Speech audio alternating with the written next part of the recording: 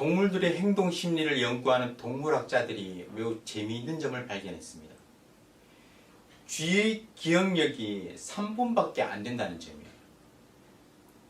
고양이가 쫓아와서 쥐구멍으로 도망갔으면 오랫동안 꼼짝하고 있어야 하는데 금방 다시 나온다는 것이죠. 고양이가 뒤쫓아온 것을 금방 잊어버리는 것입니다. 그런데 사람도 사실 마찬가지죠. 금방 잊어버립니다. 특히나 선택적으로 잊어버려요. 억울한 일, 속상한 일은 두고두고 곱씹으면서 자신에게 감사한 일, 다른 사람이 자신에게 행한 고마운 일은 금방 잊어버리는 거예요. 선택적이죠. 예수님께서 세상에 오셔서 제자들을 교육시키는데 모든 방법을 다 사용하셨다고 합니다. 말씀을 가르치셨고, 또 눈으로 직접 보게 하셨고, 또 입으로 먹어보게도 하셨고, 손으로 만져보게도 하셨어요. 실제로 온갖 체험을 통해서 기억할 수 있도록 교육하신 것이죠. 오늘 본문에도 하나님께서 그런 의미에서 실제적으로 하나님을 기억하고 기념하라고 명령하십니다. 이를 통해 하나님을 경외하고 복을 누리도록 하기 위함이었습니다. 오늘 말씀은 어제 십계명 말씀에 이어지는 말씀인데요. 십계명이 선포되는 동안 시내산 주변은 온통 연기와 번개 그리고 천둥으로 가득했습니다. 여기서 번개라는 단어가 아주 독특한 단어인데요. 이 단어가 모세오경에서 딱 2번 사용됩니다. 오늘 본문과 창세기 15장, 창세기 15장에서 하나님께서 아브라함과 언약을 맺으시죠. 그때 아브라함이 둘로 쪼개어 놓은 그 짐승 그 사이에 하나님께서 이렇게 지나가시지 않습니까? 그곳을 지나가시면서 그 짐승들을 태우셨는데 이때 이 단어가 사용되었어요. 하나님께서 횃불로 나타나셔서 지나가신 것이죠. 오늘 본문에서 이 단어가 동일한 단어인데 그 15장에서는 횃불이었지만 오늘 본문에서는 이제 번개로 나오지만 이 본문은 이 똑같은 단어가 사용된 것은 시내산에서 이스라엘에게 임하신 그 하나님이 곧 아브라함에게 나타나셨던 그 하나님이라는 것을 보여주는 것입니다. 아브라함의 하나님이 아브라함과 약속하신 그 언약을 지키기 위해서 후손들을 찾아오셨다는 거예요. 그리고 약속하신 대로 언약을 체결하시는 것입니다. 이스라엘의 입장에서 보면 놀라움의 연속이었습니다. 평생 애굽에서 노예 생활하며 벽돌이나 굽고 일만 죽어라 하던 그런 삶이었는데 홍해를 마른 땅과 같이 건넜고 쓴물을 단물로 바뀌는 그런 기적을 경험하고 아침 저녁으로 만나와 메추라기가 진중에 쌓이고 또 반석에서 물이 나는 경험을 하고 모세가 손을 들 때 아말렉과의 전쟁에서 승리하는 경험을 했습니다. 광야에서의 지난 2개월은 기적의 연속이었어요. 그런데 오늘 본문에서는 온 땅이 진동하고 하늘이 울리는 하나님의 현현을 경험하게 된 것입니다. 평생 처음으로 이런 상황을 경험한 이스라엘이 두려워 떠는 것은 당연한 것이었어요. 이스라엘 백성들은 산에서 조금 떨어져 있었지만 너무 두려워서 모세 혼자 하나님의 말씀을 듣고 와서 자신들에게 전해달라고 요청했습니다. 가까이 가는 것조차 두려워한 것이죠. 하나님의 음성을 직접 듣는 것이 너무 두려웠고 생명의 위협을 느꼈기 때문입니다. 모세는 두려워 떨고 있는 백성들에게 두려워 말라라고 말합니다. 20절 말씀인데요. 모세가 백성에게 이르되 두려워하지 말라. 하나님이 임하심은 너희를 시험하고 너희로 경외하여 범죄하지 않게 하려 하심이니라. 너희를 두렵게 하고 생명의 위협을 주려고 하는 것이 아니라 결국은 하나님을 경외하여 범죄하지 않게 하려는 것입니다. 경외라는 것은 단순한 두려움과 공포심이 아니에요. 존경하는 마음을 가지고 상대방을 두려워하는 것이죠. 그 바탕에는 상대방에 대한 사랑의 마음이 깔려 있습니다. 이게 바로 경외죠. 경외. 이렇게 상대방을 경외할 때 상대방의 말에 귀를 기울이고 또 그 말에 순종하게 되어 있습니다. 마치 가정에서 아버지를 존경하고 또 그 아버지의 권위를 인정하며 두려워할 때 그 아버지의 말씀에 귀 기울이고 순종하는 것과 마찬가지인 겁니다. 하나님은 자신의 현현을 통해서 창조주이시며 전능자이신 자신의 권위를 나타내 주셨습니다. 이를 통해서 백성들로 하여금 자신을 경외하도록 하신 거예요. 경외할 때 하나님의 말씀에 순종하고 또 범죄하지 않기 때문입니다. 하나님을 경외하는 사람에게는 하나님의 현현은 영광의 순간입니다.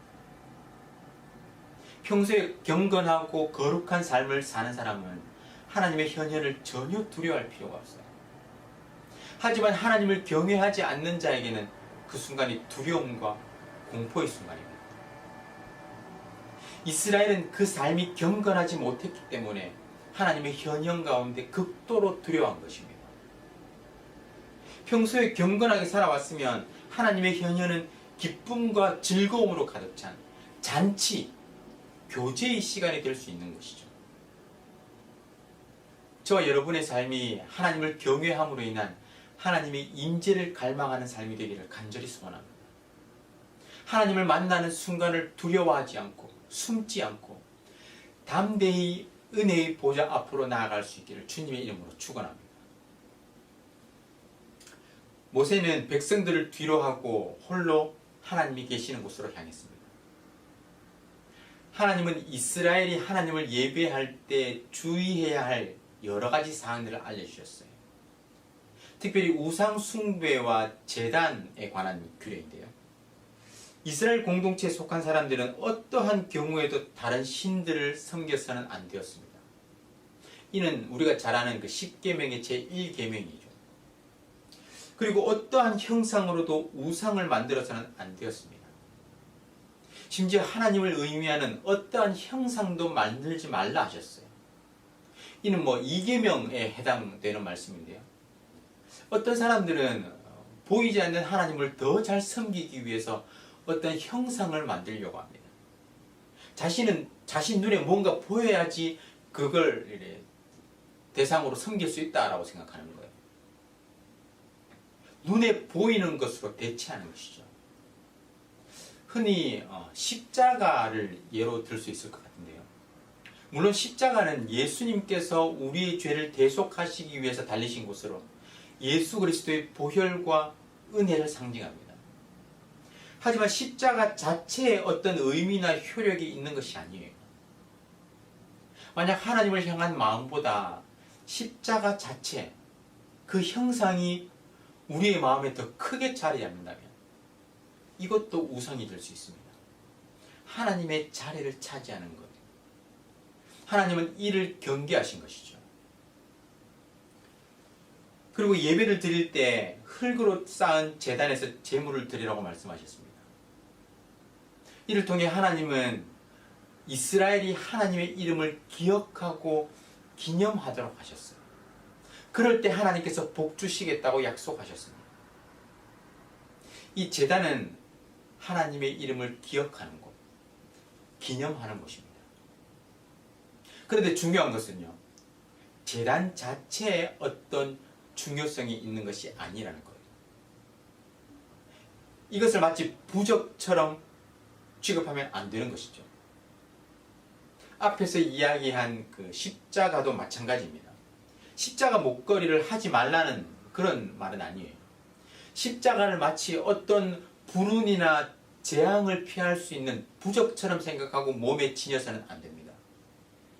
하나님을 기념하는 행위가 중요하지 하나님을 기념하는 장소가 중요한 것이 아니라는 것입니다.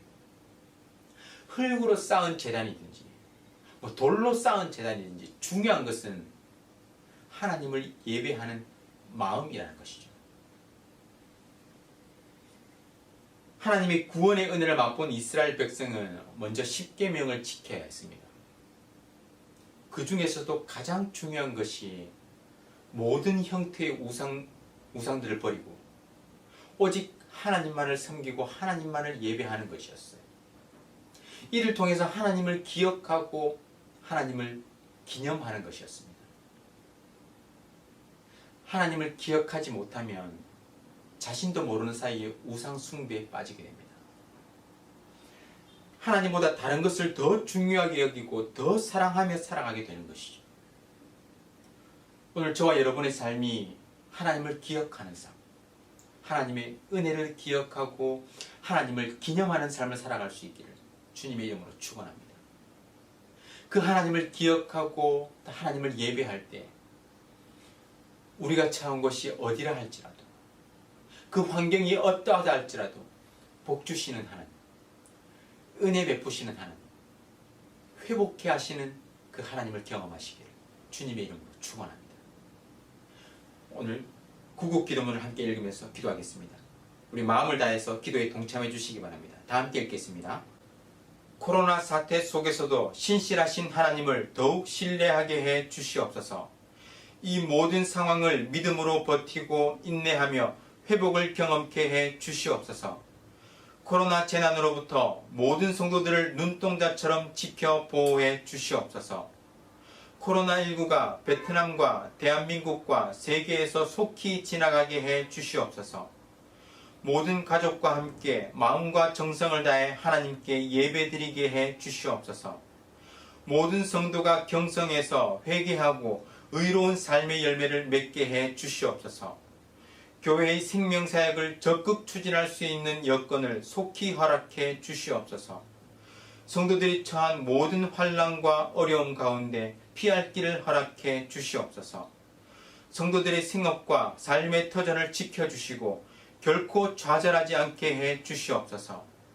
이 땅에 확산되고 있는 코로나를 막아주시고 완전히 종식시켜 주시옵소서. 존귀하신 예수 그리스도의 이름으로 기도드립니다. 아멘. 오늘 말씀을 기억하며 기도하겠습니다. 구원의 은혜를 경험한 자로서 우리에게 가장 중요한 것은 우리가 속한 자리에서 늘 하나님을 기억하며 기념하는 삶을 살아가는 것입니다.